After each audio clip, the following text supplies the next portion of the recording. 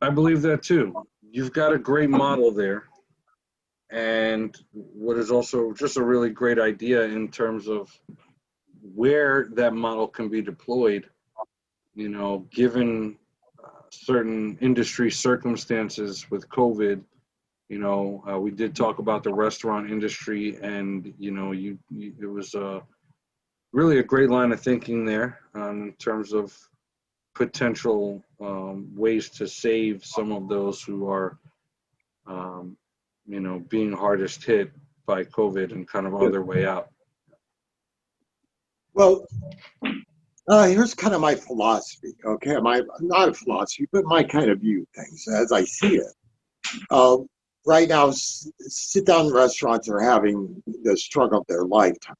I have some experience in that portion of the industry, and you know I know what goes into laying out dinner each night. You know, table side waiters, waitresses, things of that nature.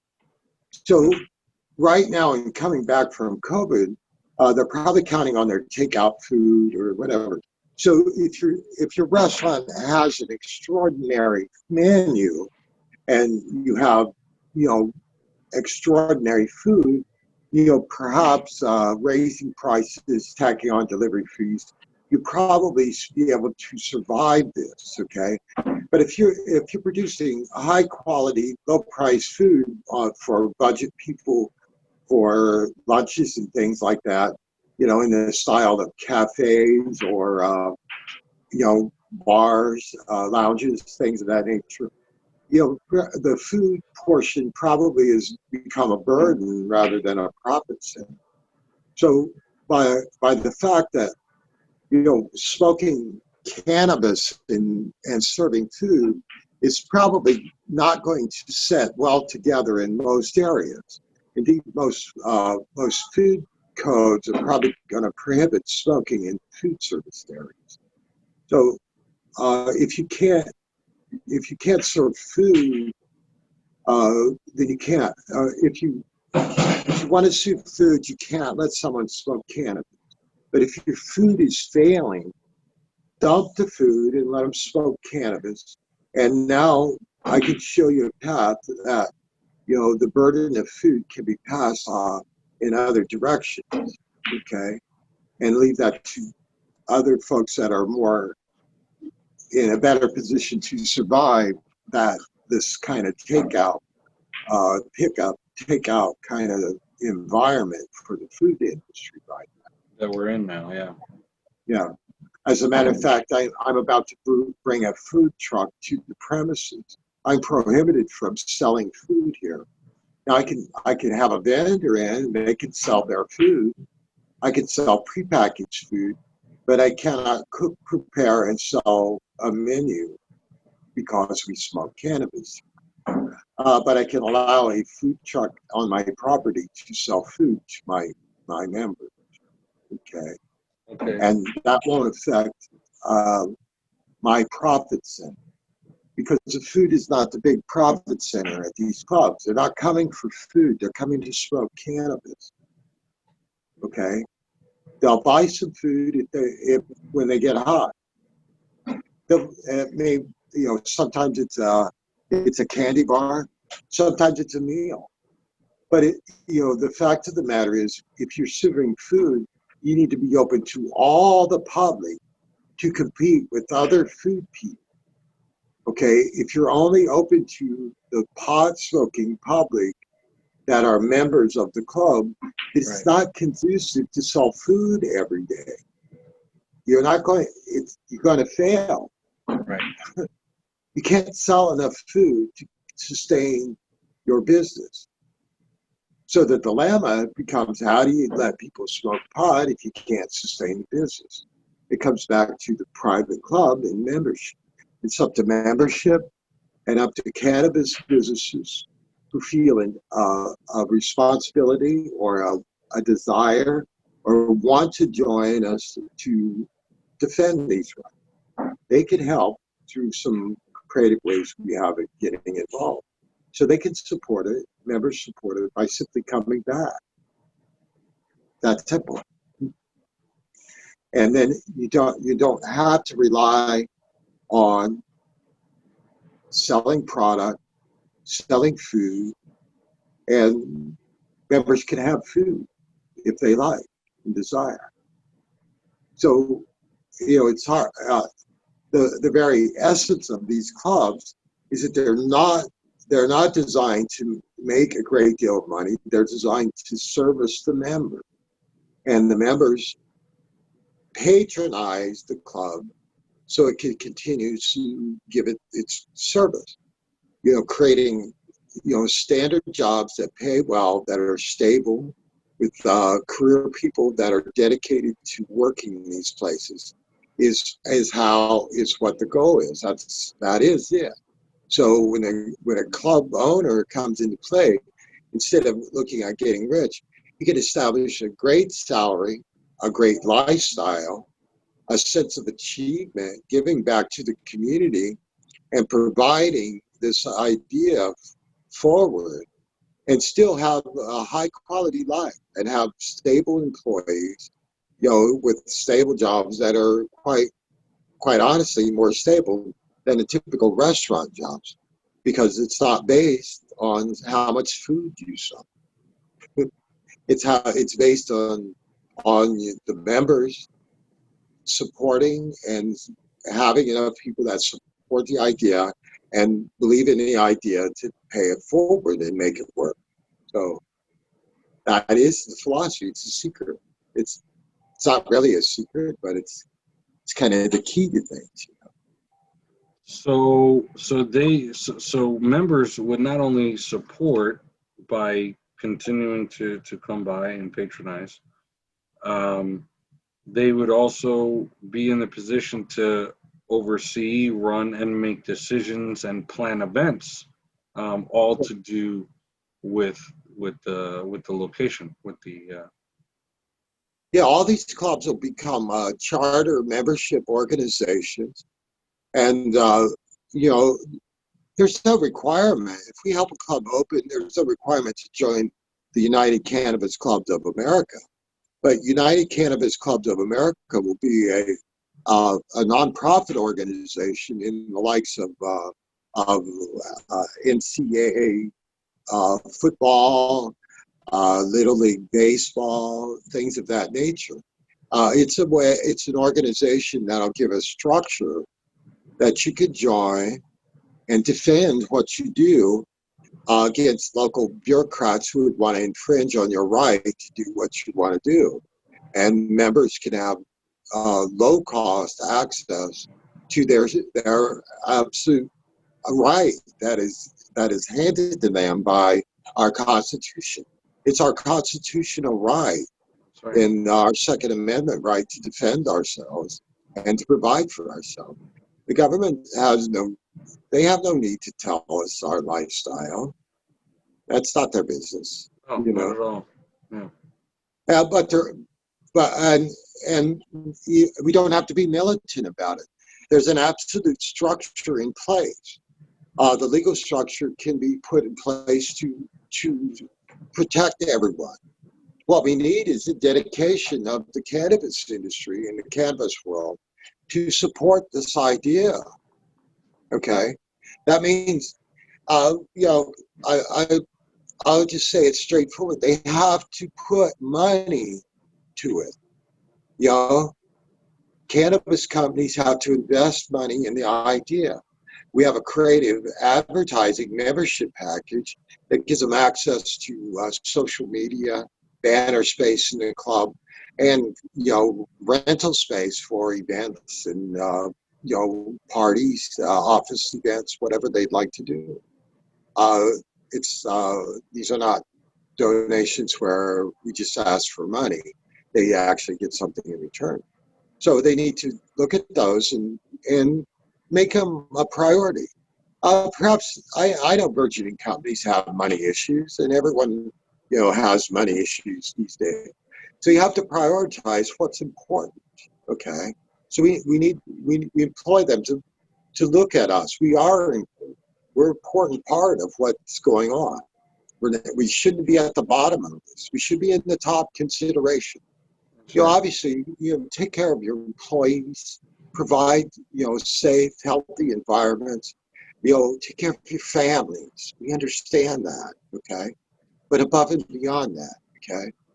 Consider things, throwing in support. Say for members, we know it's tough out there. We want to keep costs down as much as we can. We recently changed our door fee to $10. I'm committed to take the fee back down to $5 as soon as I can sustain some sort of level of return client that can help.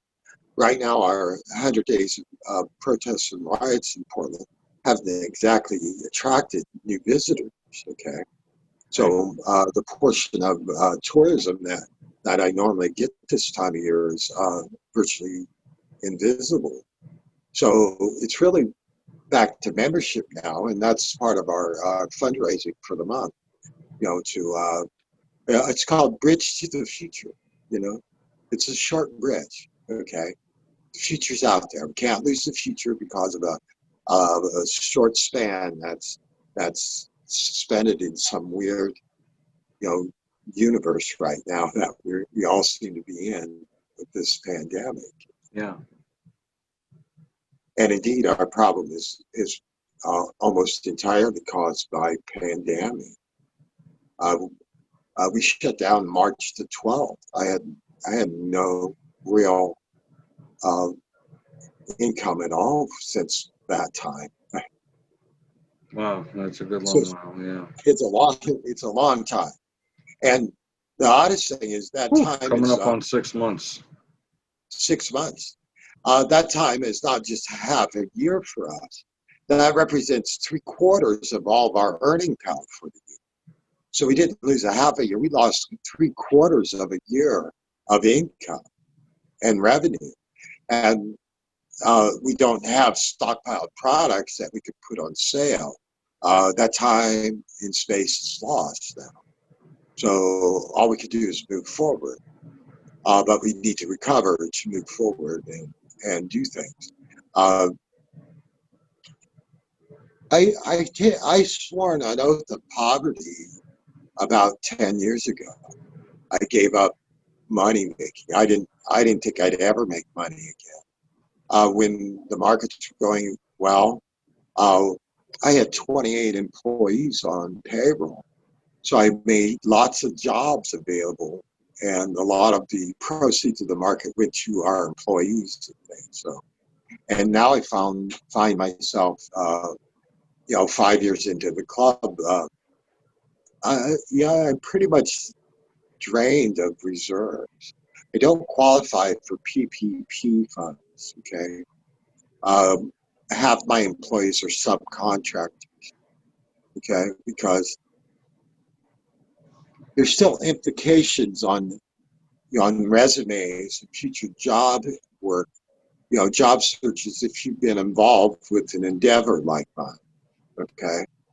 I understood 11 years ago when Yeah. I stepped away from my other life and I became an activist that I was probably sealing my future job opportunities to doom. Okay.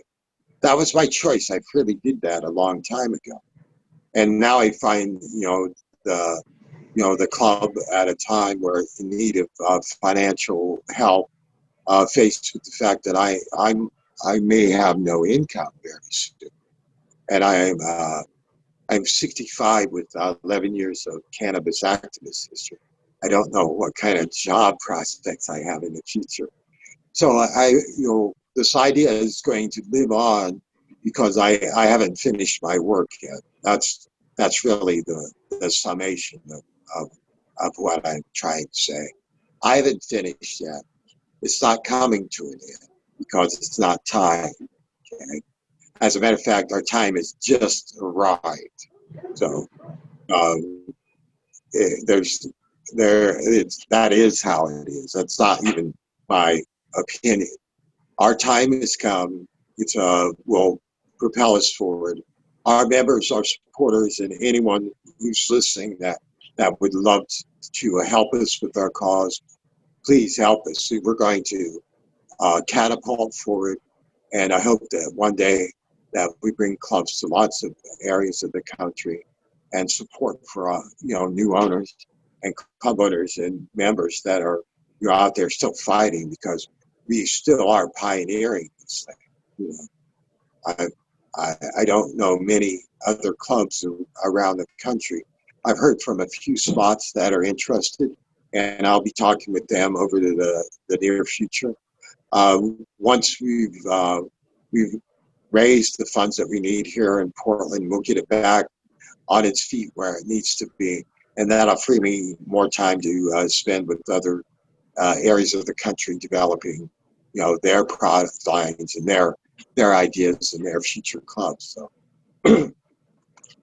pardon me, bro. Yes, of course. No. And do you have water there?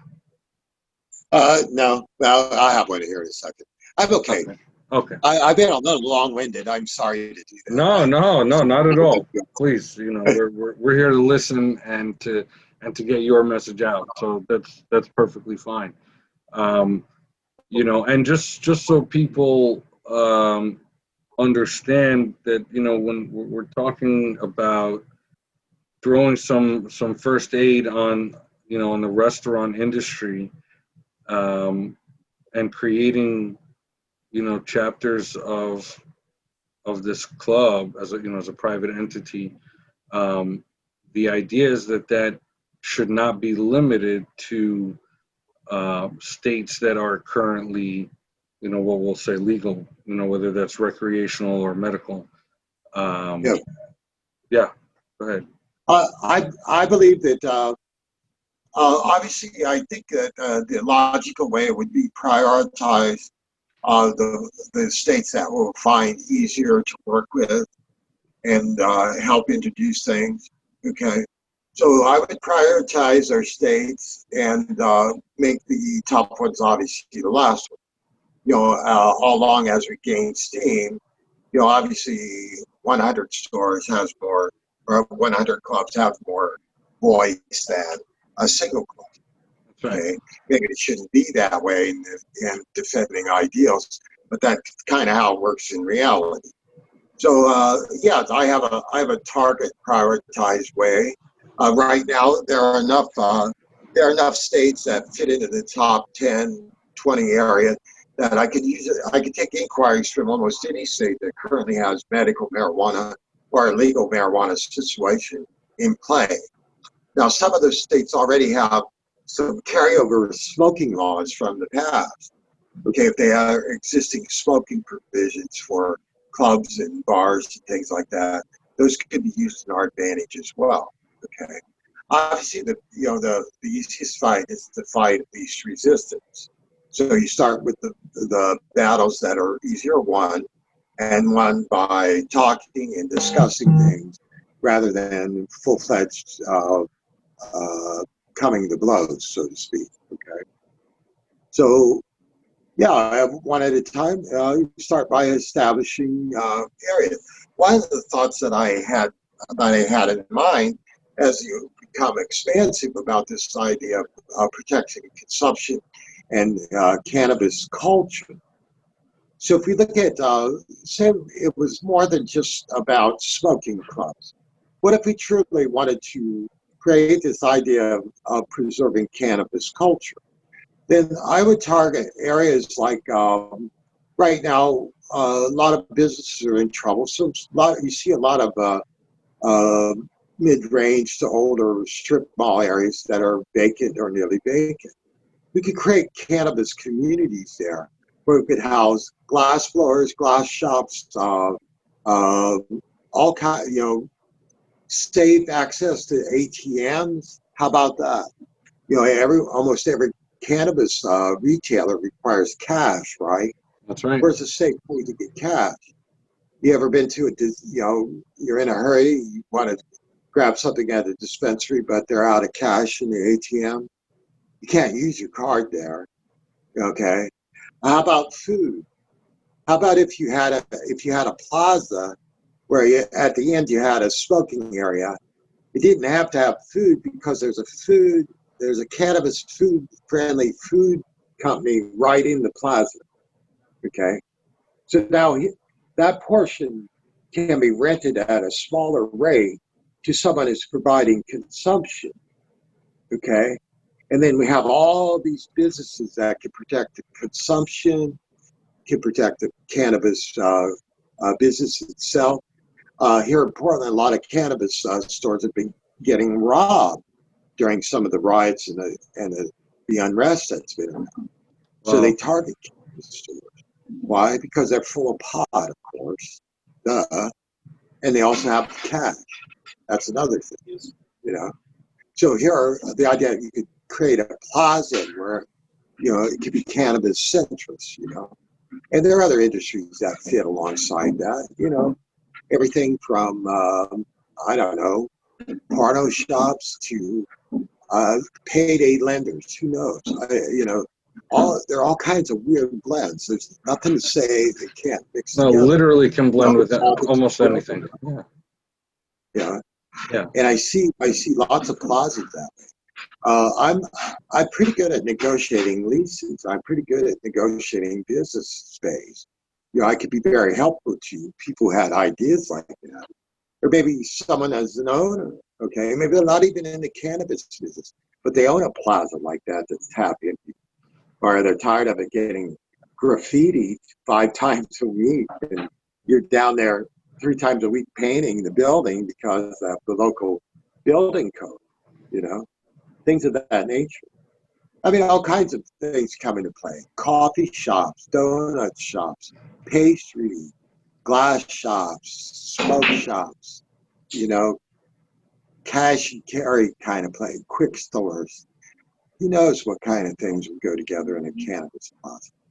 But these are expansive things. Movie theater. Well, it makes it easier for these cannabis entrepreneurs to grow. Now you're not out there freestanding building trying to get people to buy cannabis papers and bongs and pipe. No, you're going to starve to death out there. You need to be beside the cannabis club. Right, it's got to be other services. Yeah. Yeah, that's where we need to be. You know, it seems almost illogical not to pursue this. Okay.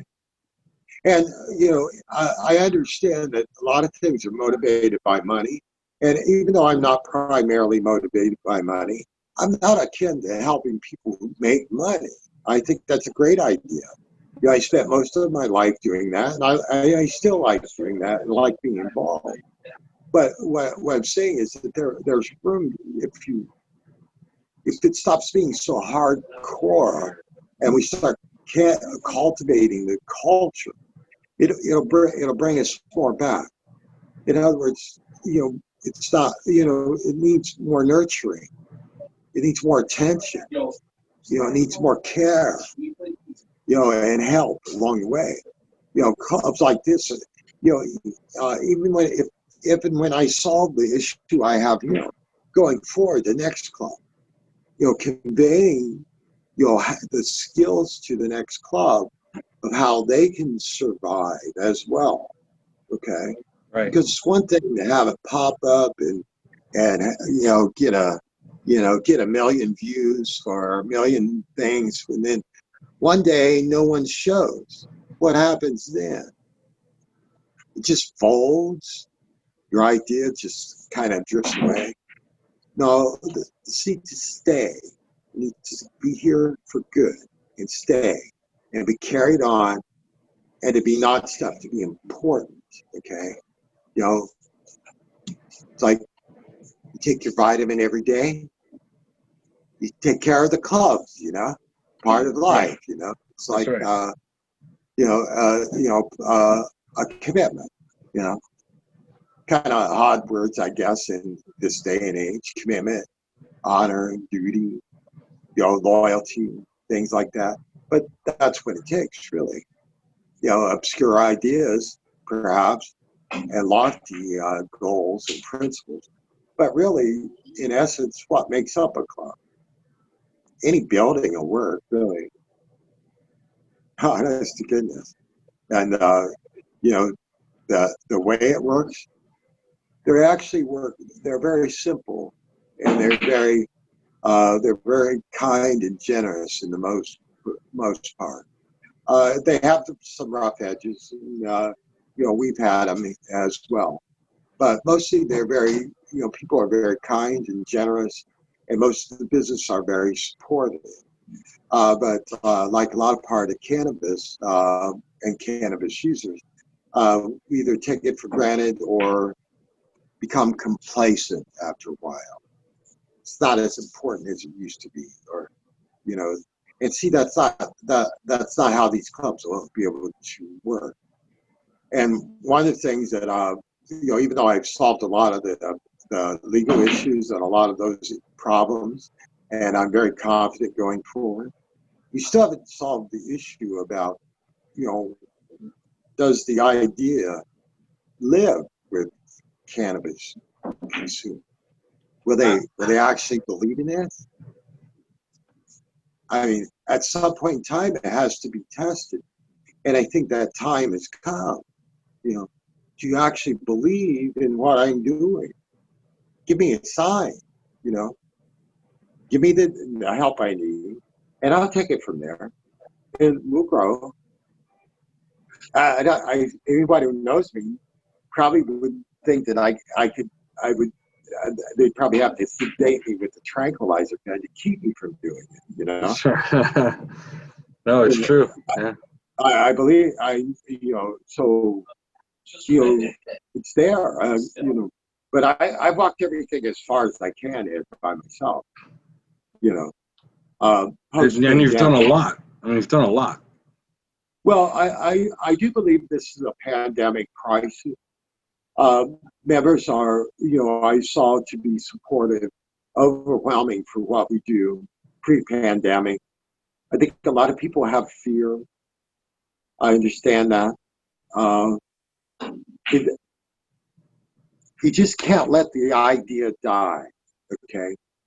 We have on our website, there's a way to donate. Members, even $10, $20 here. We're really, it's almost embarrassing at my point in my life that such small amount of money is determining things. But I got to tell you, I'm a humble person. I've given everything that I have. There is nothing left to give. So it is only up to members now to sustain this. And like I said, even $10, $20 at a time is. By the way, on the 26th of this month, I have a party. My very first party. It's my party. Okay? Oh, it's your party. I was going to say you've had plenty of parties. Yeah, I've had lots of parties, not one for me. This one's my party. Oh man, now I feel like I need to be there. Yeah. I invite anyone to come and say hi to me. Bring me a dab, bring me a toke, whatever. Okay. Bring me $5, $10, whatever you can. It doesn't matter. That's how in the end, that's how this whole thing survived. Everyone believed in me. So, one question and one thing I wanted to ask as you were, telling your story over the last little while. At one point, you said that you gave up or you swore off making big money, or something to that effect. Yes. What was the impetus for that? Well,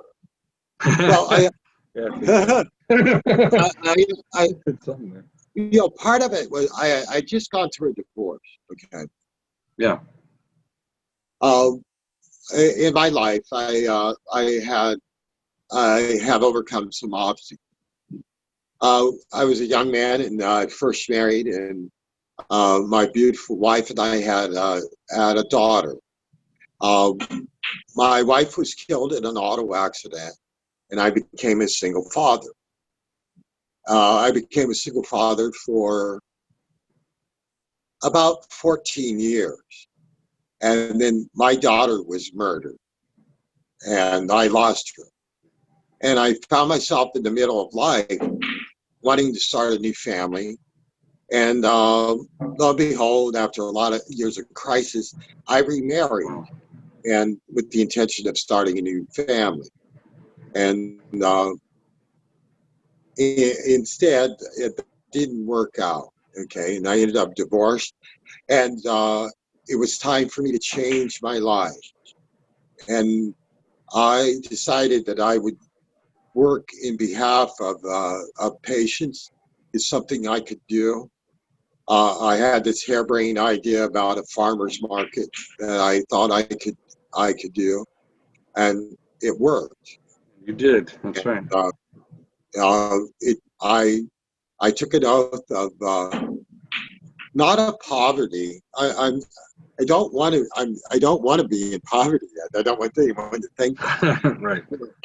I truly don't. I want to earn a great living, and I want to provide for myself and the one lady that I love, who, by the way, told me she wouldn't marry me until I fixed all this stuff. Okay, so I'm on a mission to fix this so I can get married and move on with the personal side of my life that's been on hold. Okay, so after being divorced, and I found my soulmate with a friend that I'd known for a long time, and we're together now, and she's been with me on this whole journey. But in no uncertain terms, it's time for me to fix this and move on, or move on. You know, Right. so I believe it's time for me to fix this. Okay. So, Yes. but I made a conscious decision that I needed to redeem portions of my life, and that the way I would do is to become a humble servant to a cause and something that I could actually do. I could push a pencil. I could do lots of things. I'm mostly involved in sales in my life. I don't need to do that any longer. Now, my mission is to open the door for this and to preserve what we don't even know that's going to be missing from the future. Okay, which is going to be our choice. Okay. To sit by and do nothing means that we're surrendering our choice in the future. And I met too many people. I believe too much in the product. I believe in the cause to allow that to just happen without a fight. Okay. I can't. I can't just. It's got to be some sort of fight with it. Salud. Of course. Um, Giving up money, Ed, was actually relatively easy, because after being married a second time, that was all about money. That was so ugly that I didn't want. I gave up my $300 suits and my Gucci shoes, and I put on a pair of Canucks and a pair of loafers and t-shirts, and I became happy. Okay. And some people think I get stuffy sometimes. No, it's not really. Okay. I've never seen it. They didn't know me before. Okay. So. So it's relatively easy actually to go on this path. And now that I have something that I love and I'm passionate about, it's even easier than ever, really. I don't require much, and neither does Marie. But we require a portion of life that belongs to us, and to be stable. I'm not a child. I'm not young anymore. I can't. I have to be prepared for the future. And I have to take care of myself for the future as well. So. Which is still a good long while. Yes. First I wanted to say, thank you for sharing, those more personal parts of your life that clearly, were very difficult, and things that needed to be overcome. And I'm happy, I'm happy for you, of course, that, you're on the path that you're on and that you've been on for a while, and the work that you're doing. And I think, one of the things that I really wanted to highlight in doing this is for people to not only to hear about all of this, and to hear about the idea and the project that you're bringing forth here, and to understand in fullness what it really means, as an idea, what it means to the people involved, what it means to the industries that could use the help, and so on, and what it will mean ultimately for the communities, where these clubs, wind up coming to life. But what I really wanted people to see is to see and hear all of that coming specifically from you, because of the genuine nature of your message and of everything you're doing. And that came off to me right away. It didn't take me very long to know that you're the real deal. And there's a lot of people out there that aren't, and anyone in this industry, or any industry, especially in sales, you know a lot of the archetypes that are out there, and this is not one of them. This is one of the standouts. This is one of the superstars, and this is one of the OGs, now in this industry, because he's been through the battles, and he's been through the tribulations that come along with trying to, really make a difference. And I do believe that because of all that, you are going to get the response that you're looking for. I think that this, this call to action, this call to people, to be a part of this movement, and to, take of that energy and take a piece of it and plant it in their, their cities and their town, wherever they live, and to water it and let it grow. I do really believe that's going to happen. And and you are the reason. It's, make no mistake about it.